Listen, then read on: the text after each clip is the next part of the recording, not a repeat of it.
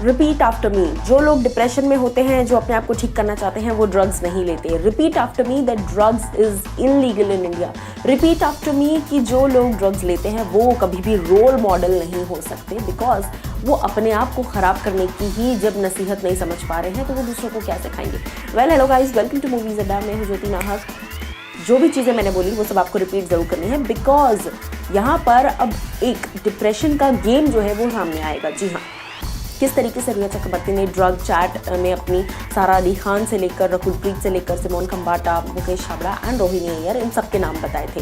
अब फोन्स से जो डिटेल आउट हो रही है वो ये है कि जया शाह, अगर आपको याद हो, जिन्होंने रिया चक्रवर्ती से कहा था कि बस 4-5 ड्रॉप्स डाल देना चाय, पानी या कॉफ़ी या व्हाटएवर में, और फिर उसे दे देना और 30-40 मिनट में इट विल किक इन। सो अब ये किक इन वाली जो बंदी है जया शाह, इसके फ़ोन से जो डेटा मिला है एनसीबी को वो चौंकाने वाला है। जी हाँ, और इस डेटा में दीपिका पादुकोण का नाम सामने आया है। जी हाँ, डी सामने आया है। अब ये डी कौन है, ये बात सभी अब तक समझ चुके हैं। ये डी है मिस दीपिका पादुकोण या फिर मिसेस दीपिका पादुकोण सिंह, क्योंकि दीपिका जो है डिप्रेशन का इतना बड़ा एक धंधा चलाती हैं, जहाँ पर वो कहती हैं कि depression is treatable, depression can be cured और इस तरह की तमाम बातें। और वहाँ पर दूसरी तरफ वो जो है ये कर रही हैं कि वो हैश मांग रही हैं, वो कह रही हैं कि मुझे नॉर्मल वीड नहीं चाहिए, I need hash.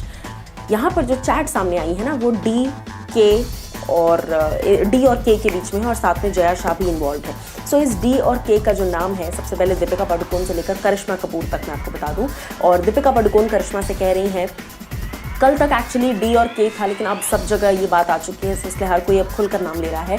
Deepika Padukone जो है वो के से कह रही हैं कि डू यू हैव माल, एंड देन के सिंह कि right now I don't have, लेकिन अगर तुम्हें चाहिए तो मैं अमित को बोल सकती हूँ और ये वो। और डी कह रही है कि मैं बहुत थक गई हूँ, मुझे ब्रेक चाहिए और मुझे जो है मुझे वीड नॉर्मल नहीं चाहिए, मुझे हैश चाहिए और इस तरह की तमाम बातें। भाई पिंकी को कैश चाहिए और दीपिका को हैश चाहिए। Well that's a nice line, but इस तरह की तमाम बातें जो है, ये चैट्स जो है ये सामने आई हैं and this is literally horrifying, क्योंकि आप लोग इंडस्ट्री को इतने एक फुल फ्लेज्ड इंडस्ट्री को आप लोगों ने एक ड्रग का रैकेट बना रखा है। एंड सिर्फ इतना ही नहीं, सबसे शॉकिंग बात ये है कि जब आपको पता है ये सारा ड्रग्स किस तरीके से आते हैं, अमेरिका से होते हुए, दुबई से होते हुए, ये पाकिस्तान से होते ही ये आप तक आते हैं ये सारी चीज़ें, और आप चुपचाप बैठकर बस इसे कंज्यूम कर रहे हैं और देश को तबाह करने में आपका सबसे बड़ा हाथ है। इस तरह की ये जो चीज़ें सामने आ रही हैं, अब आप लोग मुझे बताइए कहाँ तक ये सही है आपकी नज़रों में। कमेंट सेक्शन में मुझे ज़रूर बताइए।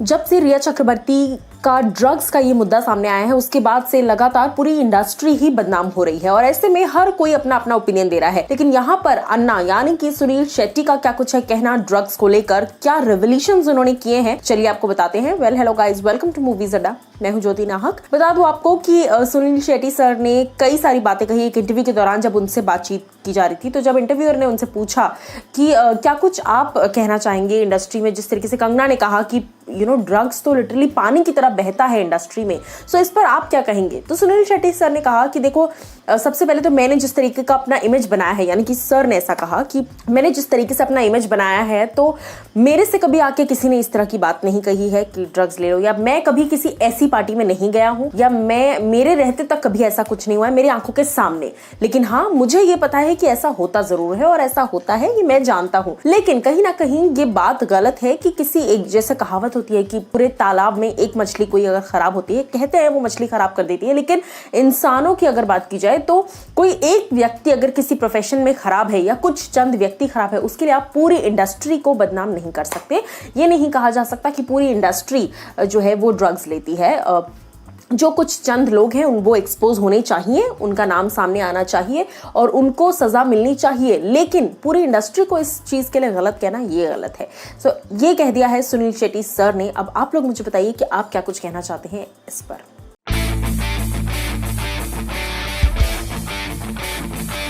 रिया चक्रवर्ती की आज जुडिशियल कस्टडी खत्म हो रही थी। जी हाँ, और ऐसे में उन्हें कोर्ट के सामने वापस पेश किया गया। लेकिन कोर्ट ने क्या डिसीजन सुनाया है अब रिया के ऊपर, उनकी रिमांड को लेकर, चलिए बताते हैं आपको। Well hello guys, welcome to movies Adda. मैं हूं ज्योति नाहक। बता दूं आपको कि रिया चक्रवर्ती की कस्टडी को बढ़ा दिया है सरकार, यानी कि सरकार नहीं, कोच ने। जी हाँ, कब तक बढ़ाया है ये सुनकर आप शॉक हो जाएंगे। वेल, आप सबको याद होगा कि सितंबर 9 या 10 के तकरीबन रिया को जो है वो रिमांड पर लिया गया था और उन्हें कुछ दिन जो है कस्टडी में बिताने थे। 22 यानी आज तक की डेट थी उनकी। आज उन्हें कोर्ट के सामने पेश किया गया। कोर्ट से कई सवाल जवाब किए गए। कोर्ट के सामने एनसीबी की टीम थी, रिया चक्रवर्ती थी, कोर्ट खुद थी और वहां पर रिया के वकील थे। रिया के वकील ने कहा कि रिया से जितनी भी बातें उगलवानी थी वो सब हो चुका है, बाकी उनकी सजा जो है वो बाद में दिखती जाएगी, लेकिन इस वक्त उन्हें बेल चाहिए। यहाँ पर कोर्ट ने कहा कि नहीं, रिया चक्रवर्ती ने जो गुनाह किया है उसके लिए 9 तारीख तक, यस 9 अक्टूबर तक रिया को जेल में रहना पड़ेगा, बाइकला जेल में। यानी कि कोर्ट ने उनकी कस्टडी को वापस बढ़ा दिया है और ये इस वक्त सबसे बड़ी अपडेट आ रही है। क्या कुछ आपकी राय है इस पर जरूर मुझे बताइए। लेकिन अब 9 तारीख को कोर्ट वापस रिया को लेकर जाया जाएगा ये डिसाइड करने के लिए कि क्या कस्टडी बढ़ाई जाएगी या खत्म की जाएगी। तब तक के लिए आप जुड़े रहिए हमारे चैनल मूवीज अड्डा के साथ।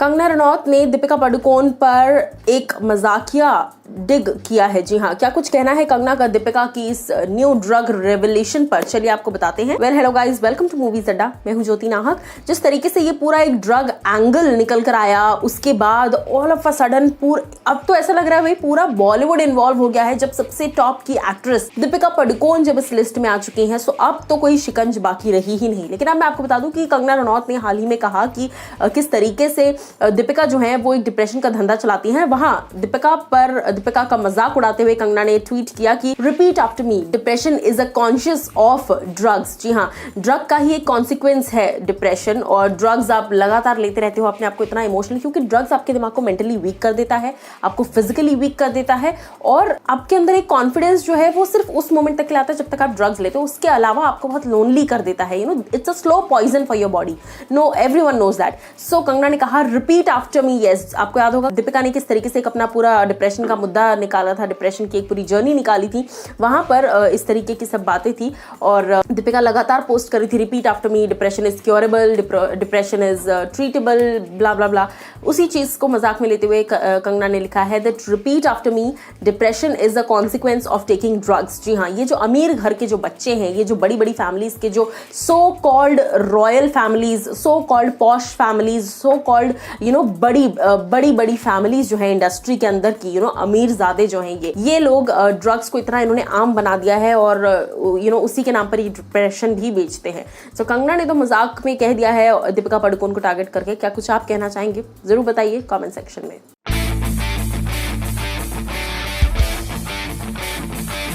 रवीना टंडन ने कहा दैट इट्स हाई टाइम कि अब इंडस्ट्री की इस गंदगी को साफ होना चाहिए। जी हाँ, well hello guys, welcome to movies Adda. मैं हूं ज्योति नाहक।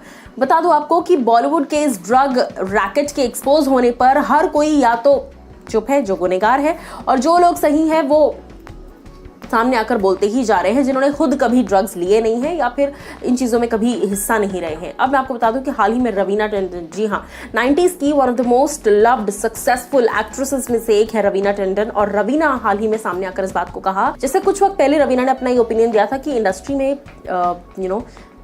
औरतें ऐसा करती हैं, एक औरत दूसरी औरत को नीचे गिराती है, इंडस्ट्री में नेपोटिज्म है, इंडस्ट्री में फेवरेटिज्म है, इंडस्ट्री में बहुत सारी चीज़ें हैं। लेकिन रवीना ने यह भी कहा था कि किसी एक दो लोगों की वजह से पूरी इंडस्ट्री को बदनाम करना, पूरी इंडस्ट्री को गंदा कहना गलत है। अब मैं आपको बता दूं, लेकिन हाल ही में रवीना टंडन ने कहा कि जिस तरीके से एक एक लोग सामने आ रहे हैं, एक के बाद एक मैनेजर्स, उनके एक्टर्स और ये और वो, हर दूसरा चोर चोर मौसेरे भाई, ये वो वाली कहावत हो जाती है। और जिस तरीके से हर किसी का नाम सामने आ रहा है, so it's high time now, अब एक प्रॉपर क्लीन अप की जरूरत है बॉलीवुड को। जी हाँ, ये कहना है रवीना टंडन का कि इट्स हाई टाइम कि ये जो गंदगी है बॉलीवुड से ये साफ होनी चाहिए। मुझे भी ऐसा लग रहा है सुशांत जो थे वो इतना प्योर सोल है सुशांत सिंह राजपूत का कि उनके जाने के बाद से ही पूरी इंडस्ट्री धुल रही है। लिटरली ऐसा लग रहा है जितनी गंदगी है वो सब सामने आ रही है और वो धुल रही है। हम ये नहीं कह रहे कि हर कोई गंदा है, लेकिन जो जहां पर भी गंदगी है वो सब धुल कर हट रही है। क्या कुछ आपकी राय है इस पर, या आप मुझे जरूर बताइए कमेंट सेक्शन में।